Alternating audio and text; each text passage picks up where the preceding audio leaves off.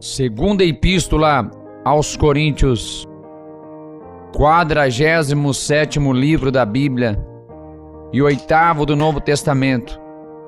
Na segunda carta aos Coríntios, acompanhamos a felicidade do apóstolo Paulo em saber, através de Tito, que sua carta de ajuda aos cristãos em Corinto tinha sido bem recebida por eles.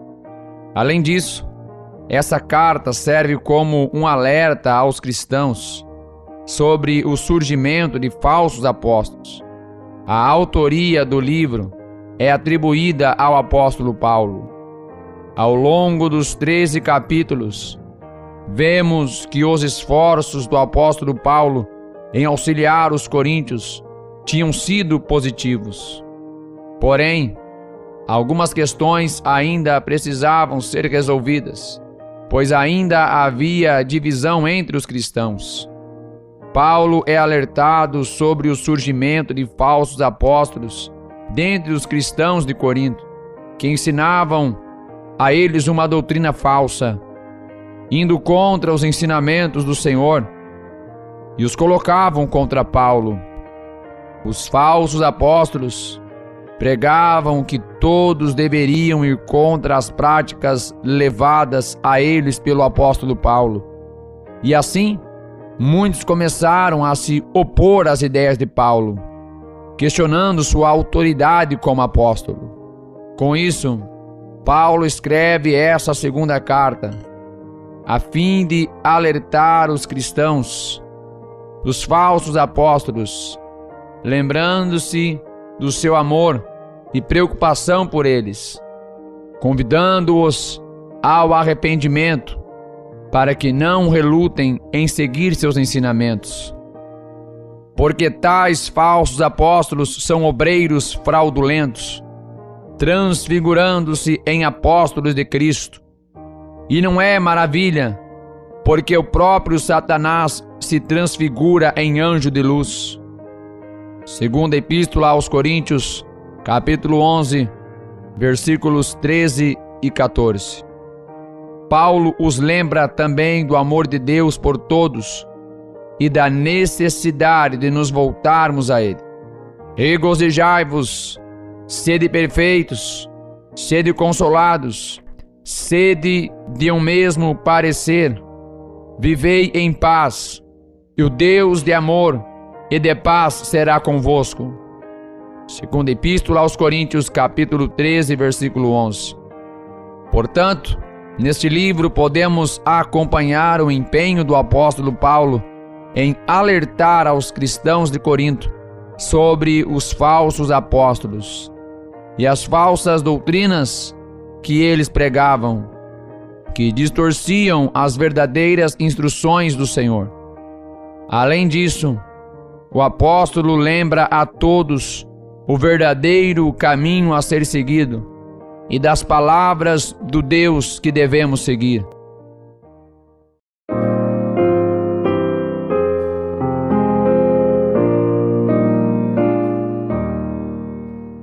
Segunda Epístola aos Coríntios, capítulo 1. Paulo, apóstolo de Jesus Cristo, pela vontade de Deus, e o irmão Timóteo, a igreja de Deus que está em Corinto, com todos os santos que estão em toda a Acaia. Graça a vós e paz da parte de Deus, nosso Pai, e da do Senhor Jesus Cristo. Bendito seja o Deus e Pai de nosso Senhor Jesus Cristo, e Pai das misericórdias, e o Deus de toda consolação, que nos consola em toda a tribulação, para que também possamos consolar os que estiverem em alguma tribulação, com a consolação com que nós mesmos somos consolados por Deus. Porque como as aflições de Cristo são abundantes em nós, assim também é abundante a nossa consolação por meio de Cristo.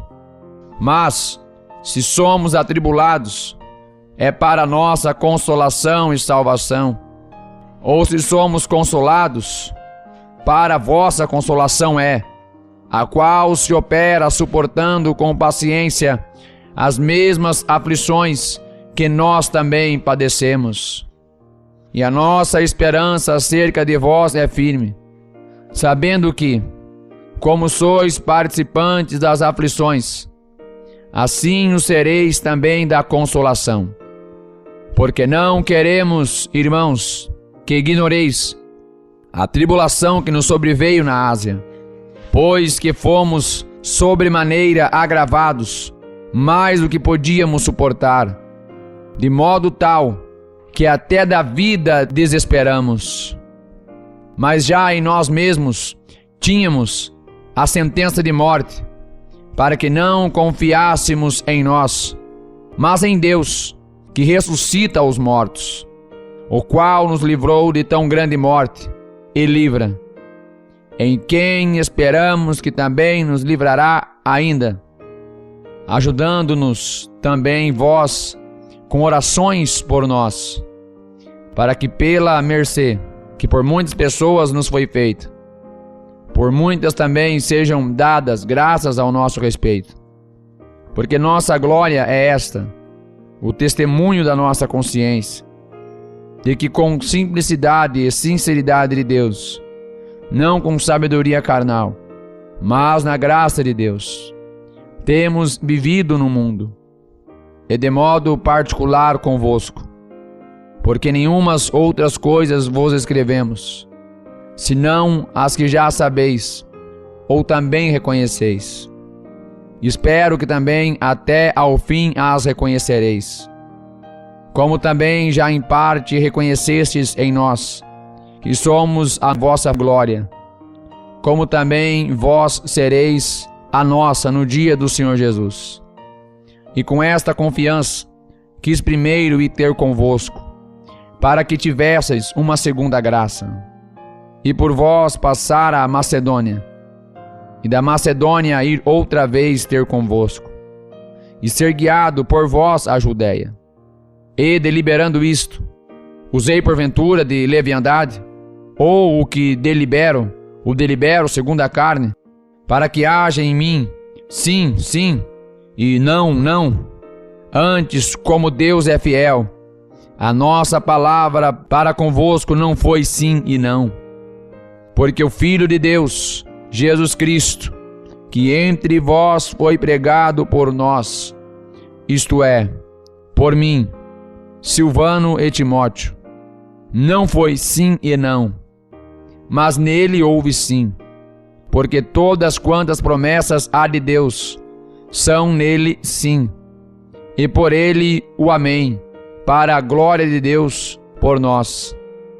Mas o que nos confirma convosco em Cristo, e o que nos ungiu, é Deus, o qual também nos selou e deu o penhor do Espírito em nossos corações. Invoco, porém, a Deus, por testemunha sobre a minha alma, que para vos poupar, não tenho até agora ido a Corinto. Não que tenhamos domínio sobre a vossa fé, mas porque somos cooperadores de vosso gozo, porque pela fé estais em pé.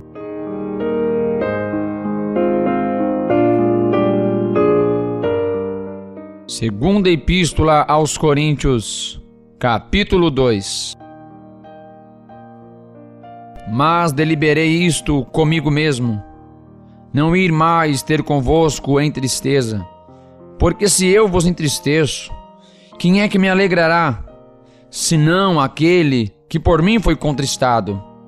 Escrevi-vos isto mesmo, para que, quando lá for, não tenha tristeza da parte dos que deveriam alegrar-me, confiando em vós todos, que a minha alegria é a de todos vós. Porque em muita tribulação e angústia do coração vos escrevi, com muitas lágrimas, não para que vos entristecesseis, mas para que conheceis o amor que abundantemente vos tenho. Porque se alguém me contristou, não me contristou a mim, senão em parte, para vos não sobrecarregar a vós todos. Basta-lhe ao tal esta repreensão feita por muitos, de maneira que, pelo contrário, deveis antes perdoar-lhe e consolá-lo, para que o tal não seja de modo algum devorado de demasiada tristeza. Por isso vos rogo que confirmeis para com ele o vosso amor. E para isso vos escrevi também, para por esta prova saber se sois obedientes em tudo. E a quem perdoardes alguma coisa, também eu. Porque o que eu também perdoei, se é que tenho perdoado, por amor de vós o fiz na presença de Cristo, para que não sejamos vencidos por Satanás, porque não ignoramos os seus ardis. Ora, quando cheguei a Troade para pregar o Evangelho de Cristo, e abrindo-se-me uma porta no Senhor, não tive descanso no meu espírito, porque não achei ali meu irmão Tito, mas despedindo-me deles, parti para a Macedônia. E graças a Deus que sempre nos faz triunfar em Cristo, e por meio de nós manifesta em todo lugar a fragrância do seu conhecimento, porque para Deus somos o bom perfume de Cristo, nos que se salvam e nos que se perdem. Para estes certamente cheiro de morte para a morte, mas para aqueles cheiro de vida para a vida. E para essas coisas, quem é idôneo? Porque nós não somos, como muitos, falsificadores da palavra de Deus. Antes, falamos de Cristo com sinceridade, como de Deus, na presença de Deus.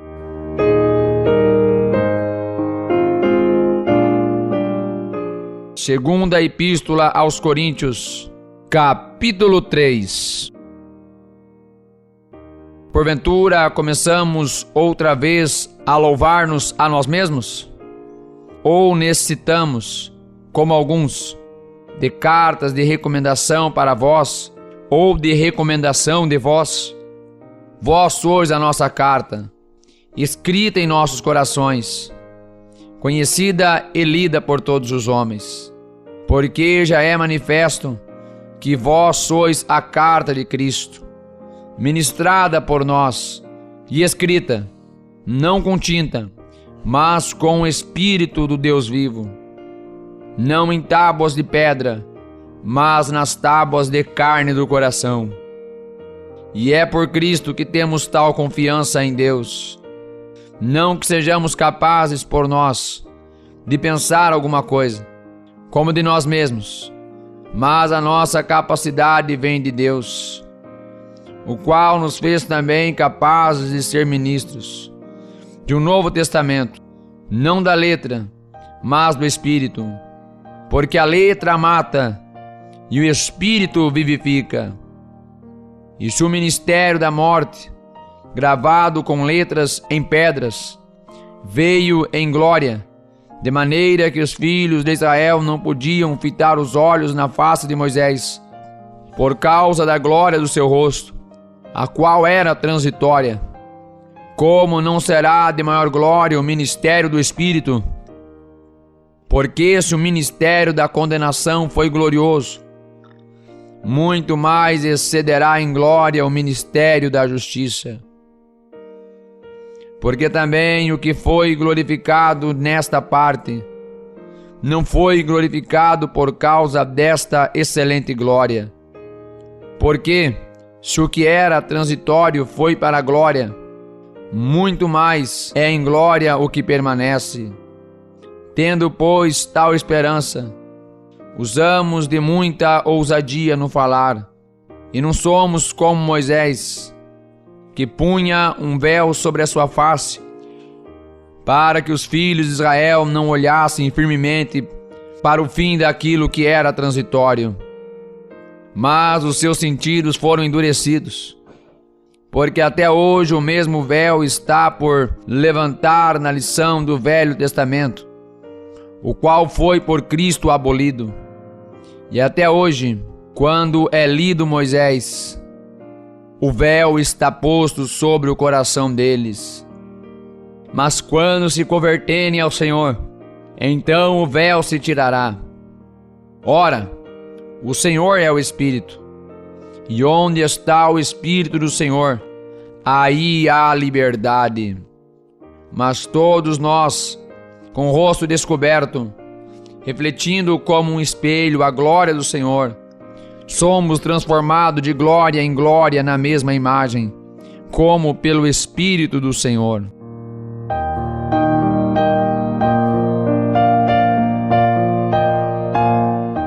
Segunda Epístola aos Coríntios, capítulo 4. Por isso, tendo este ministério, segundo a misericórdia que nos foi feita, não desfalecemos. Antes rejeitamos as coisas que por vergonha se ocultam, não andando com astúcia, nem falsificando a palavra de Deus. E assim nos recomendamos a consciência de todo homem, na presença de Deus, pela manifestação da verdade.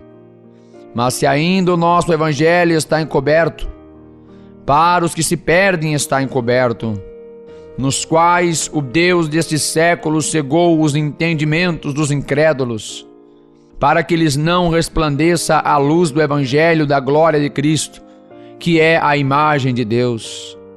Porque não nos pregamos a nós mesmos, mas a Cristo Jesus, o Senhor, e nós mesmos somos vossos servos por amor de Jesus. Porque Deus, que disse que das trevas resplandece a luz, é quem resplandeceu em nossos corações, para a iluminação do conhecimento da glória de Deus, na face de Jesus Cristo. Temos, porém, este tesouro em vasos de barro, para que a excelência do poder seja de Deus e não de nós.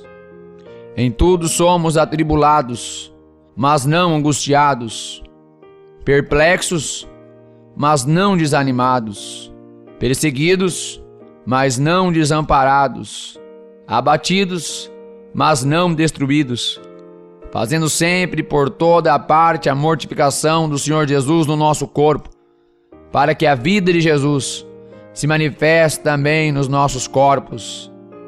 E assim nós que vivemos, estamos sempre entregues à morte por amor de Jesus, para que a vida de Jesus se manifeste também na nossa carne mortal, de maneira que em nós opera a morte, mas em vós a vida. E temos, portanto, o mesmo espírito de fé, como está escrito: Cri, por isso falei. Nós cremos também, por isso também falamos, sabendo que o que ressuscitou o Senhor Jesus nos ressuscitará também por Jesus, e nos apresentará convosco. Porque tudo isto é por amor de vós, para que a graça, multiplicada por meio de muitos, faça abundar a ação de graças para a glória de Deus. Por isso, não desfalecemos, mas ainda que o nosso homem exterior se corrompa, o interior, contudo, se renova de dia em dia. Porque a nossa leve e momentânea tribulação produz para nós um peso eterno de glória muito excelente, não atentando nós nas coisas que se veem, mas nas que se não veem, porque as que se veem são temporais, e as que se não veem são eternas.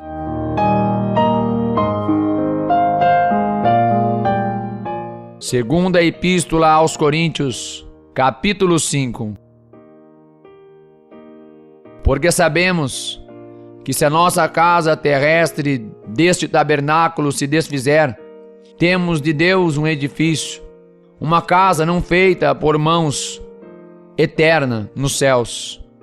Por isso também gememos, desejando ser revestidos da nossa habitação, que é do céu. Se, todavia, estando vestidos, não formos achados nus. Porque também nós, os que estamos neste tabernáculo, gememos carregados, não porque queremos ser despidos, mas revestidos, para que o mortal seja absorvido pela vida. Ora, quem para isto mesmo nos preparou foi Deus, o qual nos deu também o penhor do Espírito.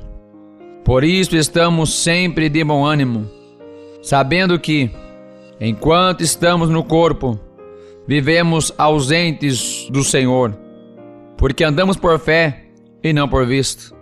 Mas temos confiança e desejamos antes deixar este corpo para habitar com o Senhor, pois que muito desejamos também ser-lhe agradáveis, quer presentes, quer ausentes, porque todos devemos comparecer ante o tribunal de Cristo, para que cada um receba segundo o que tiver feito por meio do corpo, ou bem ou mal.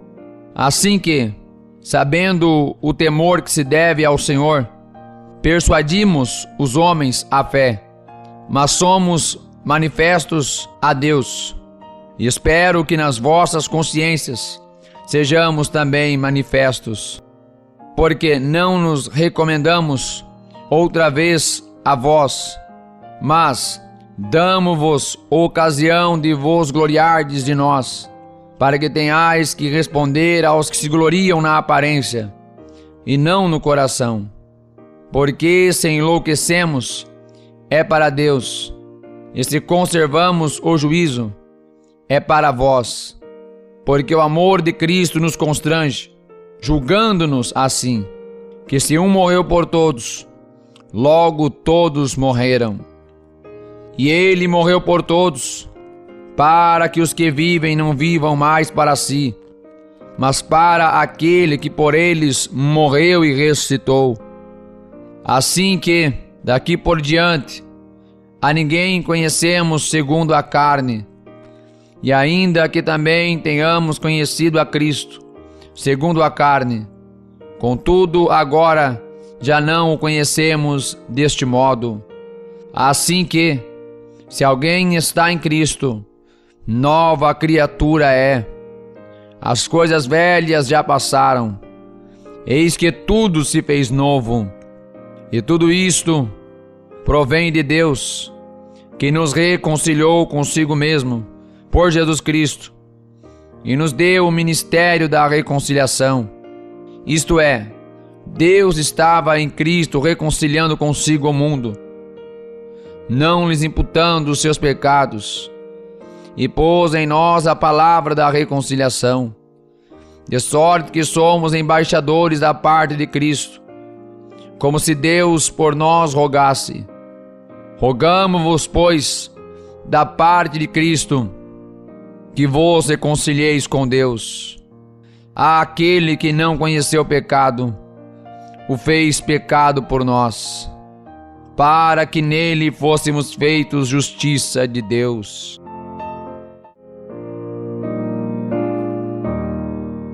Segunda Epístola aos Coríntios, capítulo 6.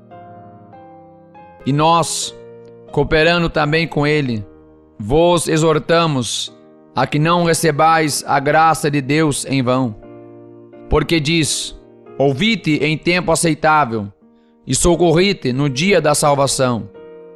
Eis aqui agora o tempo aceitável, eis aqui agora o dia da salvação, não dando nós escândalo em coisa alguma, para que o nosso ministério não seja censurado. Antes, como ministros de Deus, tornando-nos reconciliáveis em tudo, na muita paciência, nas aflições, nas necessidades, nas angústias, nos açoites, nas prisões, nos tumultos, nos trabalhos, nas vigílias, nos jejuns, na pureza, na ciência, na longanimidade, na benignidade, no Espírito Santo, no amor não fingido, na palavra da verdade, no poder de Deus, pelas armas da justiça, à direita e à esquerda, por honra ou por desonra, por infâmia ou por boa fama, como enganadores e sendo verdadeiros, como desconhecidos, mas sendo bem conhecidos, como morrendo, e eis que vivemos, como castigados e não mortos, como contristados, mas sempre alegres, como pobres, mas enriquecendo a muitos, como nada tendo e possuindo tudo. Ó Coríntios, a nossa boca está aberta para vós, o nosso coração está dilatado. Não estáis estreitados em nós, mas estai estreitados por vossos próprios afetos. Ora, em recompensa disto, falo como a filhos. Dilatai-vos também vós, não vos prendais a um jugo desigual com os infiéis. Porque que sociedade tem a justiça com a injustiça? Ou que comunhão tem a luz com as trevas? E que concórdia há entre Cristo e Belial? Ou que parte tem o fiel com o infiel? E que consenso tem o templo de Deus com os ídolos? Porque vós sois o templo do Deus vivente. Como Deus disse, neles habitarei, e entre eles andarei, e eu serei seu Deus, e eles serão meu povo. Por isso, saí do meio deles, e apartai-vos, diz o Senhor, e não toqueis nada imundo, e eu vos receberei. E eu serei para vós pai, e vós sereis para mim filhos e filhas, diz o Senhor Todo-Poderoso.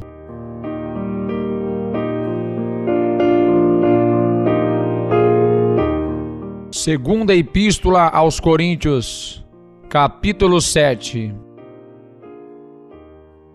Ora, amados, pois que temos tais promessas, purifiquemo-nos de toda a imundícia da carne e do espírito, aperfeiçoando a santificação no temor de Deus. Recebei-nos em vossos corações, a ninguém agravamos, a ninguém corrompemos, de ninguém buscamos o nosso proveito. Não digo isto para a vossa condenação, pois já antes tinha dito que estais em nossos corações para juntamente morrer e viver. Grande é a ousadia da minha fala para convosco, e grande é a minha jactância a respeito de vós. Estou cheio de consolação, transbordo de gozo em todas as nossas tribulações. Porque mesmo quando chegamos à Macedônia, a nossa carne não teve repouso algum. Antes, em tudo fomos atribulados, por fora combates, temores por dentro. Mas Deus, que consola os abatidos, nos consolou com a vinda de Tito, e não somente com a sua vinda, mas também pela consolação com que foi consolado por vós, contando-nos as vossas saudades, o vosso choro, o vosso zelo por mim, de maneira que muito me regozijei. Porquanto, ainda que vos contristei com a minha carta, não me arrependo, embora já me tivesse arrependido por ver que aquela carta vos contristou, ainda que por pouco tempo. Agora folgo, não porque fostes contristados, mas porque fostes contristados para arrependimento, pois fostes contristados segundo Deus, de maneira que por nós não padecestes dano em coisa alguma. Porque a tristeza segundo Deus opera arrependimento para a salvação, da qual ninguém se arrepende, mas a tristeza do mundo opera a morte. Porque quanto cuidado não conduziu isto mesmo em vós, que segundo Deus fostes contristados? Que apologia, que indignação, que temor, que saudades, que zelo, que vingança. Em tudo mostrastes estar puros neste negócio. Portanto, ainda que vos escrevi, não foi por causa do que fez o agravo, nem por causa do que sofreu o agravo, mas para que o vosso grande cuidado por nós fosse manifesto diante de Deus. Por isso, fomos consolados pela vossa consolação, e muito mais nos alegramos pela alegria de Tito, porque o seu espírito foi recriado por vós todos. Porque se em alguma coisa me gloriei de vós para com ele, não fiquei envergonhado. Mas, como vos dissemos tudo com verdade, também a nossa glória para com Tito se achou verdadeira. E o seu estranhável afeto para convosco é mais abundante, lembrando-se da obediência de vós todos, e de como o recebestes com temor e tremor. Regozijo-me de em tudo poder confiar em vós.